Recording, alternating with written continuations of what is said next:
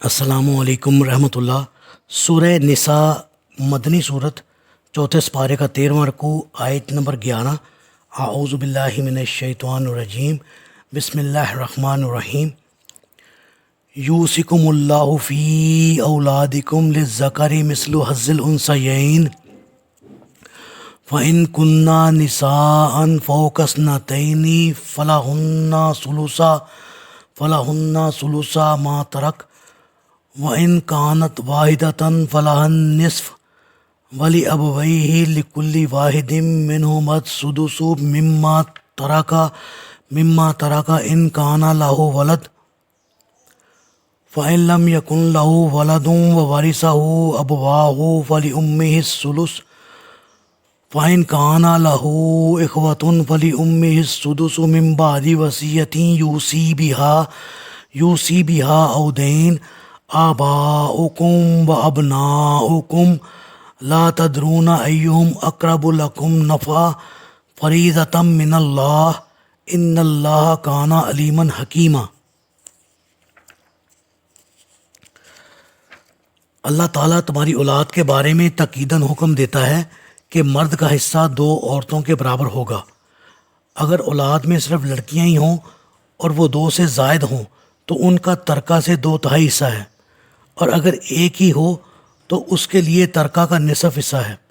اگر میت کی اولاد بھی ہو اور والدین بھی تو والدین میں سے ہر ایک کا 1/6 حصہ ہے۔ اگر میت کی اولاد نہ ہو اور اس کے وارث صرف والدین ہوں تو ماں کا 1/3 حصہ ہے، اور اگر اس کے بہن بھائی بھی ہوں تو ماں کا 1/6 حصہ ہے۔ اور یہ تقسیم میت کا قرضہ اور اس کی وصیت ادا کرنے کے بعد ہوگی۔ تم یہ نہیں سمجھ سکتے کہ تمہیں فائدہ پہنچانے کے لحاظ سے تمہارے والدین اور تمہاری اولاد میں سے کون تمہارے قریب تر ہے۔ یہ اللہ کی طرف سے مقرر کردہ حصے ہیں۔ یقیناً اللہ تعالیٰ سب کچھ جاننے والا اور حکمت والا ہے۔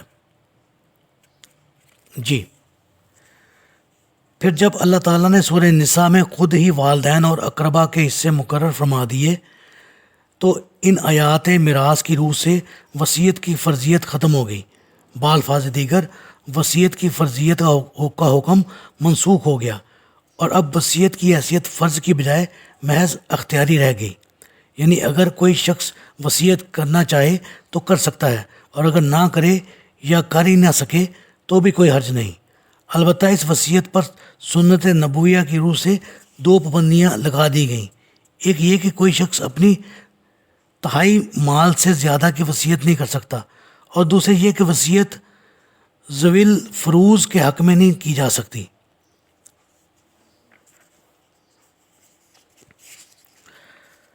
سب سے پہلے اولاد کے حصوں کا ذکر کیا گیا، اور ان میں یہ کلیہ بیان کیا گیا کہ ہر لڑکے کا حصہ لڑکی سے دگنا ہوگا۔ یہ اس لیے کہ اسلام نے معاشی ذمہ داریوں کا بوجھ مرد پر ڈالا ہے اور عورت کو اس سے سبکدوش کر دیا گیا ہے۔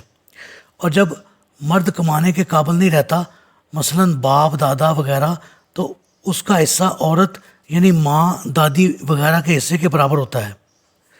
اگر اولاد میں صرف لڑکیاں ہی ہوں تو اگر ایک لڑکی ہو تو اسے آدھا ترکہ ملے گا، یا 2 سے زیادہ ہوں تو 2/3، اور یہ عورتوں کے حصے کی آخری حد ہے۔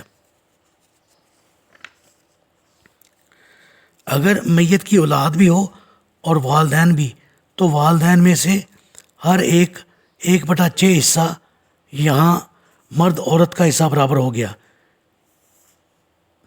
2/3 اولاد کو باقی ملے گا۔ مثلاً اولاد 2 بیٹیاں ہیں تو باقی 2/3 ان کو مل جائے گا، اور اگر ایک بھائی بھی ہے تو پھر اس 2/3 کے 4 حصے کیے جائیں گے۔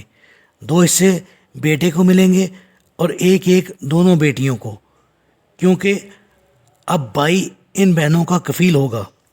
اگر میت کی اولاد نہیں اور صرف والدین ہوں تو ماں کو 1/3 اور باقی 2/3 باپ کو، اور اگر میت کے بہن بھائی ہوں تو ماں کو 1/6 اور باپ کو 5/6، کیونکہ بہن بھائیوں کی پرورش کی ذمہ داری باپ پر ہے، اور یہ اس صورت میں ہے کہ میت کی ابھی شادی ہی نہ ہوئی ہو، ورنہ تقسیم کی صورت دوسری ہوگی۔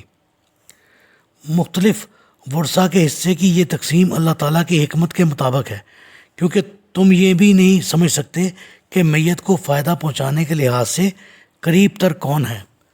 اللہ تعالیٰ سے دعا ہے اللہ تعالیٰ ہمیں وراثت کے معاملے میں انصاف پر قائم رہنے کی توفیق عطا فرمائے، آمین۔